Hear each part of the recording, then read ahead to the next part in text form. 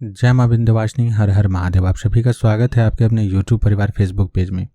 जब किसी ओझैती विद्या वाले ग्रामीण भगतवाल वाले व्यक्ति के द्वारा किसी घर के देवी देवता का बंधन कर दिया जाता है और उसके पश्चात अभिचारिक तंत्रिक गतिविधि की जाती है, उसके ऊपर किसी प्रकार के वैसे ग्रामीण क्षेत्रीय विद्या का प्रयोग कर दिया जाता है, प्रेत पिशाच इत्यादि भेज दिया जाता है, तब बड़े विशिष्ट प्रकार की दिक्कतें होनी शुरू हो जाती है और उस घर में किया गया कोई भी अनुष्ठान भी जल्दी लाभ नहीं देता है।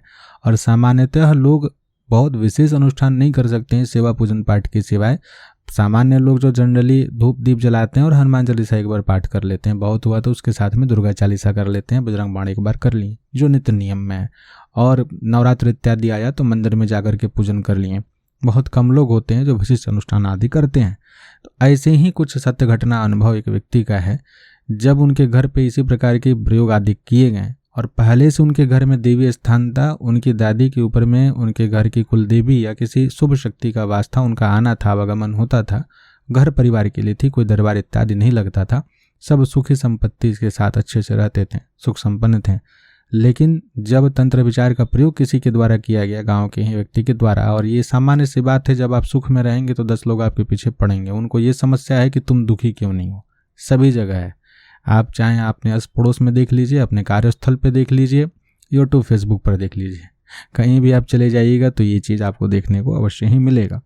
ऐसी ही अवस्था हुई उनके साथ में और अभिचारिक प्रयोग वैसे कर दिए गए थे जिससे कि उस घर में कोई पूजन पाठ किया जाता तो लाभ नहीं होता। और ये बिल्कुल सामान्य से लक्षण है कि जब कभी आपके घर में ऐसे प्रयोग कर दिए जाएंगे और आप कोई पूजन पाठ पर्व त्यौहार आदि का कुछ काम करिएगा तो उस समय घर में कलह कलेश मचेगा बिना किसी मतलब के।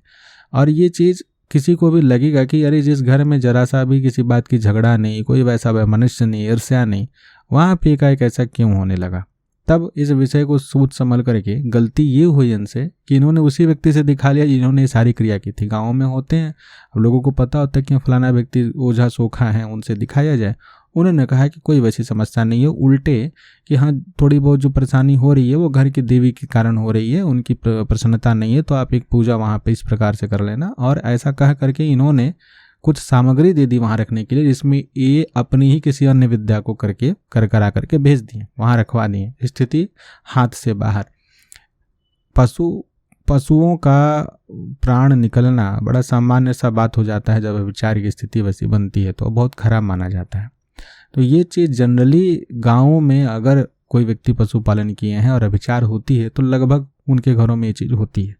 इनके साथ भी हुआ, वहीं पर भयभीत हो चुके थे कि ऐसी अवस्था बन गई है और आगे क्या होगा। जब इन्होंने संपर्क किया था उस समय इनकी अवस्था लगभग और भी जगह ये दिखा चुके थे और ये चीज़ कभी भी ठीक हो नहीं रही थी। क्या किया जाए, और बहुत ज़्यादा पढ़े लिखे नहीं हैं, कोई वैसे लोग आसपास में नहीं है कि अनुष्ठान किया जाए, बिल्कुल देहात के एरिया से थे। उन्हें ग्रहण काल में हनुमान चालीसा के पाठ की विधि, उनके नदी के किनारे जो है गंडक नदी उनके गांव के पास से बहती है, कुछ ही दूर पे है।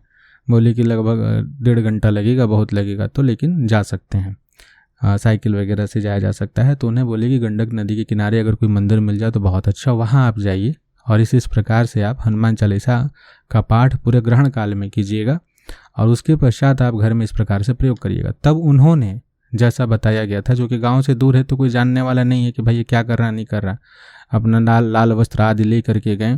पहले हनुमान जी के मंदिर में पूजन इत्यादि करवा दिया था पहले से ही, जा करके 1 दिन पहले से। ग्रहण काल जब आरंभ हुआ, जब स्पर्श हुआ ग्रहण, उसके समय से ही नाभि पर्यंत जल में खड़े होकर के हनुमान चालीसा, चूँकि सामान्य कंठस्थ रहता ही है, सभी को अच्छे से याद रहता है, तो उस कंठस्थ किए गए हनुमान चालीसा का पाठ सूर्य की ओर देखते हुए इन्होंने करना आरंभ किया।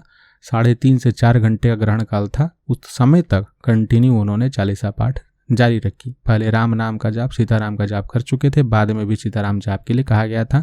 घर से जाने और आने के क्रम में किसी से बात नहीं करना था, केवल नाम जप करना था और जाप आदि करने के बाद से यथाशक्ति दान कर देनी थी।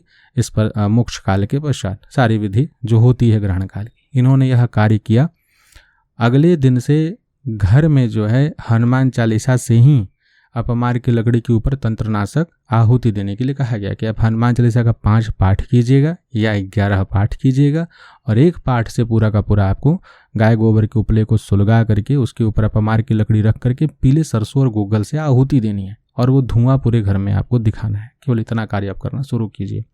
जब इन्होंने यह कार्य करना शुरू किया, पहले दिन सबसे पहले तो घर में शांति बनी। सबसे पहला कार्य तो यह हुआ। दूसरा कार्य कि 7 दिन के पश्चात क्षेत्रपाल निकारी आरंभ करवाएं कि क्षेत्रपाल निकारी आप पहले घर में कीजिए। उन्होंने वह शुरू किया और शांति बनी। थोड़ी घर का माहौल जो एनवायरनमेंट हल्का हुआ, समझ में आने लगा कि हाँ ठीक हो रहा है। अब जिन्होंने ये कार्य किया था वो पहुंच गए, क्योंकि इनकी चीज़ें तो वहाँ से निकल चुकी थी कि भैया वो क्या, वो हम जो दिए थे और ऐसा कुछ था जो उसका पूजा करना ज़रूरी है, ताकि घर में बोले कि नहीं नहीं नहीं कोई विषय नहीं है, हम लोग ठीक ठाक हैं, आप कुछ करिए मत। अब इनको लग गया। अब भाई साहब चूँकि गांव में सामान्यतः बाउंड्री नहीं होती है, बहुत कम घरों में बाउंड्री होती है, खुला सा घर होता है। अब ये रात के समय कुछ कुछ करके फेंकना शुरू किए। इन्होंने फ़ोटोज़ भेजी थी उस समय का कि ये देखिए भैया कौन है पता नहीं, लग रहा है कोई गांव का ही व्यक्ति है और इस तरीके से कर रहा है। हम बोले कि बहुत बड़ा बात नहीं है, आप लोग आराम से, इतना बड़ा घर है, कहीं भी छुप करके देख सकते हैं। चीज़ों को हटाइए और क्षेत्रपाल निकारी पुनः कीजिए, फिर से आप आहुति इत्यादि कीजिए और आप देखिए कि कौन ये कर रहा है। प्रयास किया, देख लिए कौन व्यक्ति है, और तब इन्होंने बताया कि देखिए गांव के ये व्यक्ति हैं, इनके पास ही हम गए थे, इन्होंने ऐसा ऐसा किया है। तब हनुमान चालीसा की एक विधि और बताएं कि आप जो है प्रतिदिन पहले हवन आदि तो घर में करते रहिए सुरक्षा की व्यवस्था से। आप अपने गांव के जो देवता हैं, क्षेत्रपाल देवता हैं, उनका साबरी मंत्र वाले चैनल पे कुछ विधान उनका बताएं। हालांकि मुझे जहाँ तक याद है पूर्ण विधान वहाँ नहीं है, पूरा विधान नहीं बताया गया है। ग्रामपाल का पूरा विधान बताए हैं, लेकिन वो केवल तांत्रिकों के लिए या जो भगतवाल के हैं वैसे लोगों के लिए उसमें बोला भी गया है कि वो लोग प्रयोग करें। तो उस प्रयोग की विधि को उनको दिए कि इस मंत्र से ऐसे ऐसे आपको क्षेत्रपाल का पूरा अभिमंत्रण करना है, उनके भोग आदि का, और ये चीज़ बोलना है इनके नाम से, वहाँ विद्याबंधन और इन सभी चीज़ों की प्रार्थना करनी है, इस प्रकार से भोग देनी है, आप जाके वहाँ दीजिए, क्योंकि गांव एक है, क्षेत्रपाल भी एक है, और ऐसे ऐसे आपको करना है। सौगंध आदि की कुछ मंत्र थे साबर के, वो दे दिए हैं। वहाँ जाके उन्होंने किया। सबसे पहला चीज़ कि जब यह इस प्रकार की विद्याओं का प्रयोग किया जाता है तो जो व्यक्ति करने वाला होता है, अगर वो आपको हल्के में ले रहा है तो कभी भी अपना बंधन आदि आपको लेकर के नहीं करेगा। जैसे ही ये क्रिया कर दी गई, क्षेत्रपाल का पूजन चूँकि वो भी करता था, लेकिन चूँकि वो गलत था इसलिए उसको कुछ न कुछ परेशानी होनी अब शुरू हो गई, और उसे समझ में आ गया कि अब हमारे विपरीत कोई खड़ा हो चुका है। तत्पश्चात फिर इनसे हनुमान जंजीर आदि का पाठ करवा करके इस चीज़ से पूरी इनको सुरक्षित की गई। अभी भी उसी गांव में रह रहे हैं, सब कुछ ठीक है।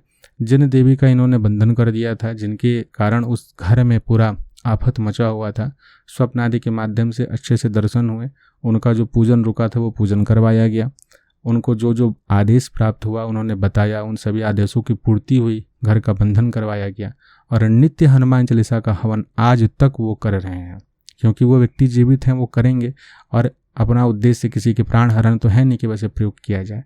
चल रहा है, छुटकारा भी मिला है, रक्षण भी हो रहा है, सामने वाले व्यक्ति को दंड अभी उस लेवल का नहीं मिला है कि वो अभी होश में आए। हर बार ये जरूरी तो है नहीं कि दंड मिल ही जाएगा, उनके अपने प्रारब्ध है, पुण्य है, अभी नहीं मिला है, अभी खेल रहे हैं।